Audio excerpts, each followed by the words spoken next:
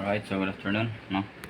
So, dahil hindi pa bumalik yung gumawa nitong multicab, itong Suzuki, kung naalala na yung sa yung sa una kong upload, yung hard starting siya, no? Yung walang matinong idling, minor, bago-bago. Then, hard start siya. Tapos, hirap siya mag-crank, no? Hirap umikot. So, dahil hindi pa siya bumalik at may mga nag-inquire na nitong unit na to, kasi nga naka-post na to, for sale siya, no? So, may mga nag-inquire na. So, titingnan ko kung anong posibleng problema nito, kung bakit nagkaganon. May bagong overhaul to no? So, titingnan muna natin. Yun muna ang gagawin natin ngayong hapon na to.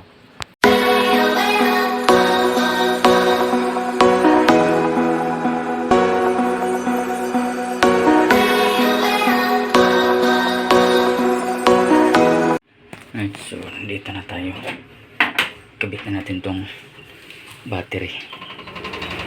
Yan, wala pa akong terminal, script na lang wala pa akong terminal. Yan, kung naka-neutral na to, yan, narinig ko gumagana na yung fan, yung fuel pump gumagana na rin, kaso putol-putol, pero meron siya. Try muna natin, rektahin muna natin dito, no? Yun, no?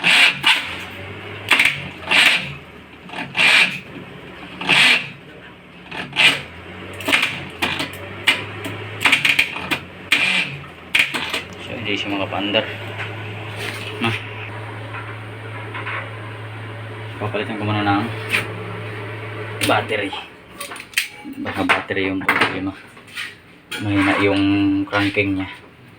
So minsan may chimpo na ano, magawa one click siya, no? Chimpo. So ngayon hirap siya. Palit pa natin ng battery. Testingin lang natin. Yan.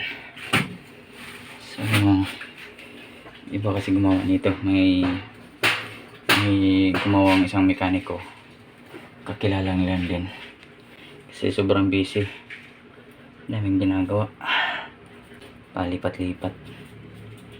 So yun muna, pakwala ko ng isang battery. So yan, palit natin yung battery, tulit natin.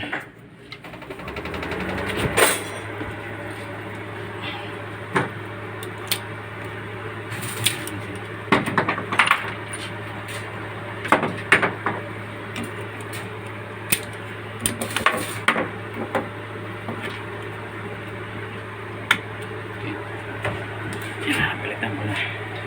Separate natin.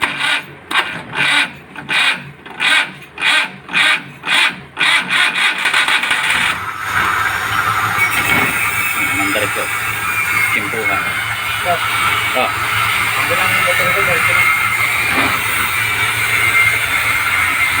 Oh. Problema. Manginig siya, no?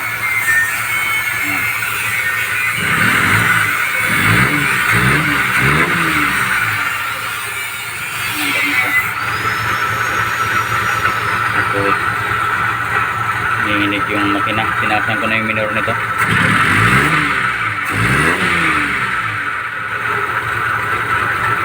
Ayun na. Tapos pag pinatay ko yan, hard starting na naman siya.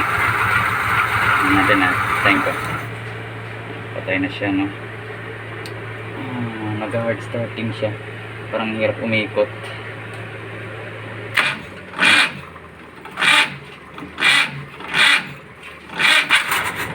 Kita niyo umusok doon. Sa lubong yung kanyang ano.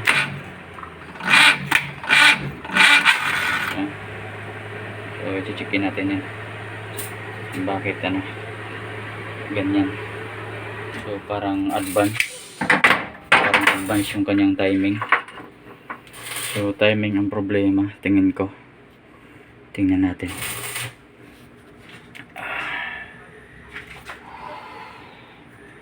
Checkin ko muna.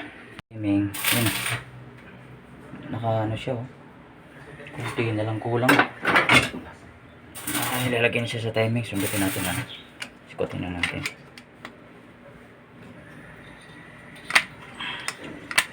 Yun. Yan, nakali 30 siya. Ito yung mark. Ito yung pwede tingin sa mga multicab mo. 6. So yan, naka-timing siya.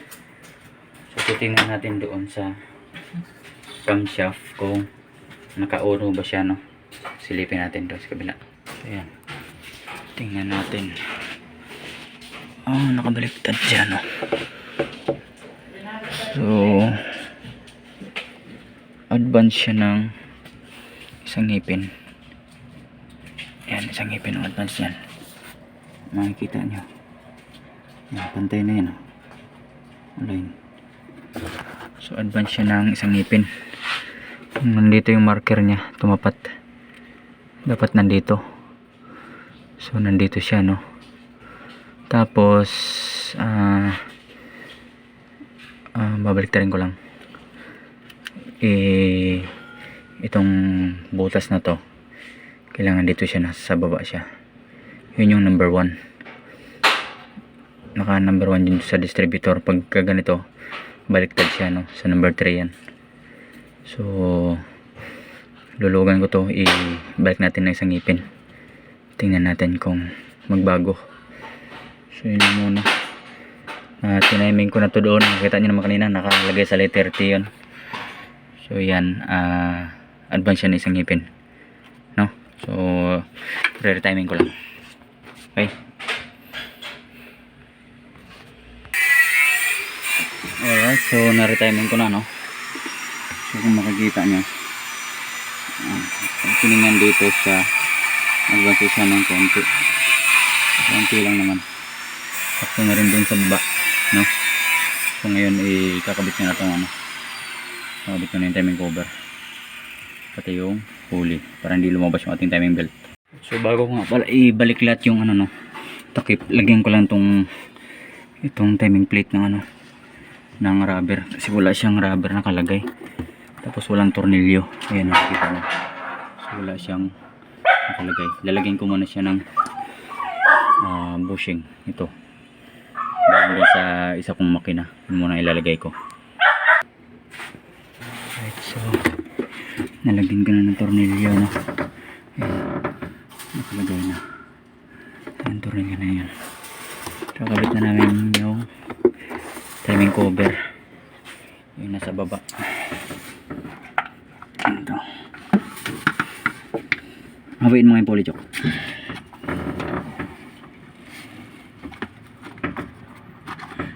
Sige, pasak mo. Tari mo pa. Yan.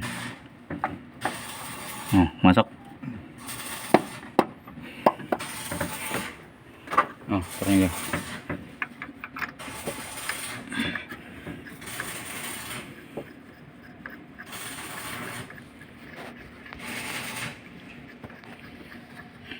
Importante yan para hindi lumabas yung ating timing belt.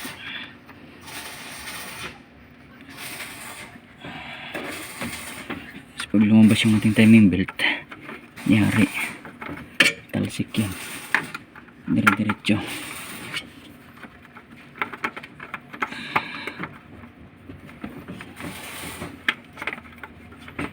So, ano ba yung nalagay dito? Dito. Alin? Sobra ata. Ano? Sobra. Ano sobra? Sobra dito. Kulang dito, dyan sobra.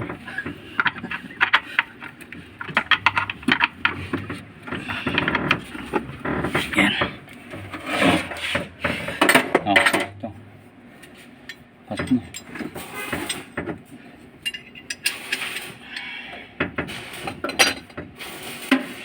Higpitan mo lang muna para hindi lumabas. Mahaba. Ito lang.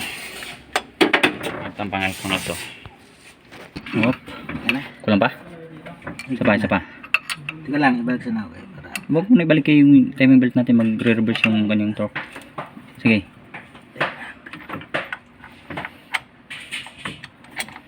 Pinukontrahan ko lang para mahigpitan. Okay. Sige, tira. Okay na. Tapos na. Pagdarin natin. Start natin pare. Ano nangyari dun pare?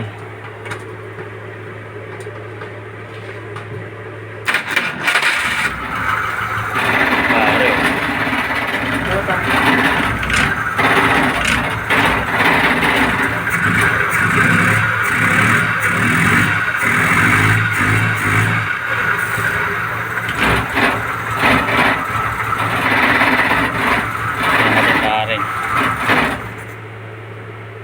Start natin ulit pare.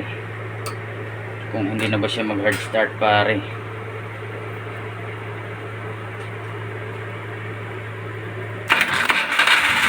Hindi na pare. Click na pare.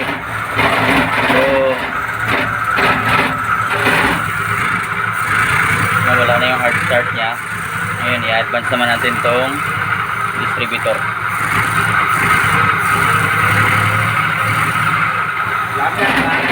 Oo nga.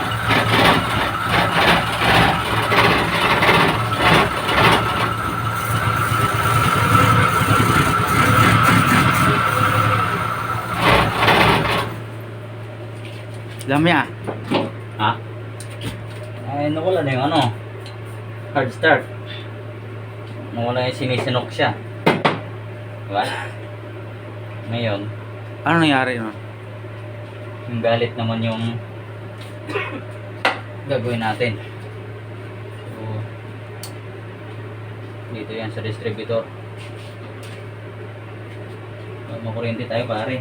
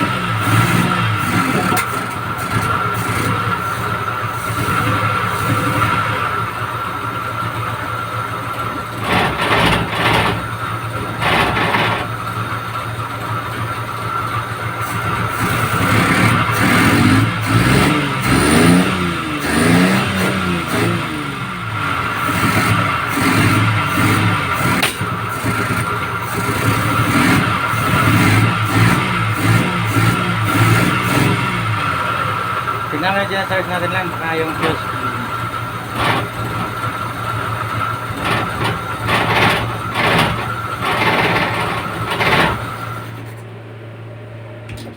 Timing pare.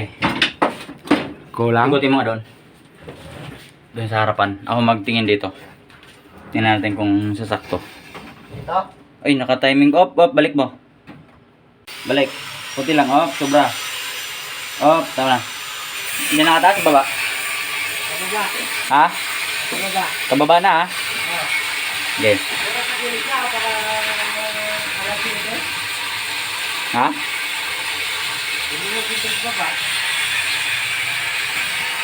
Papunta doon sa puli. Ha? Nakapapuntang puli. So, okay na. So, nare-rev na siya, no?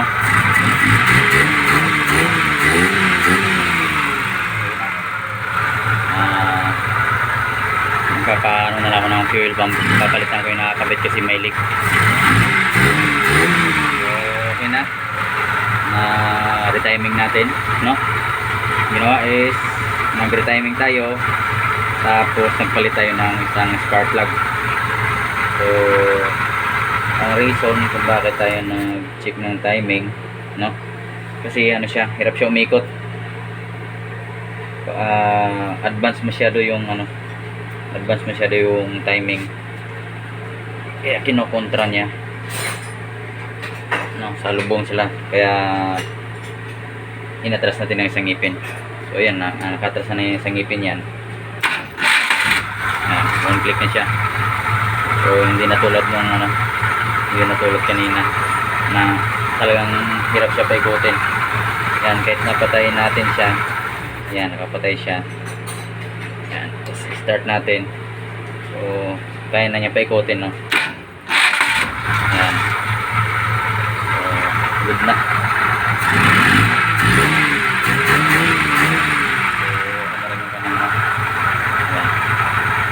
Okay na. Anong naging problema? Timing, tapos isang spark plug. Kaya sobrang inig siya kanina kasi yung kanyang isang spark plug pundi, no? Hindi na nagsusunog. Kaya pinalitan natin ng spark plug. So ngayon, one click na siya. Okay na. Okay. So, yun na lang. Papalitan na lang namin yung kanyang fuel pump kasi may leak. Delikado yun. Baka yung pandahilan ng magkaroon ng spark doon sa likod. Okay na. Problema is yun na, nasabi ko yung timing niya lang saka isang spark plug. Nagre-timing lang tayo pero nung pinakita ko nyo kanina, no? So okay na siya and thank you sa mga nanood, no? So ayaw ko sana ang pakialaman to kasi hindi ko nga gawa, no? Ang problema kasi may darating na buyer kaya sabi ni boss na gawin ko na, huwag nang antayin yung gumawa kapag may tumingin umaandar, no? Ginalaw na natin kasi hindi natin trabaho. So thank you for watching and salamat sa lahat ng nanonood. And don't forget to like and share my videos na. Kung hindi ka pa nakapag-subscribe, so please subscribe to my channel, Camden's Vlog. Okay, see you again in my next vlog. And bye.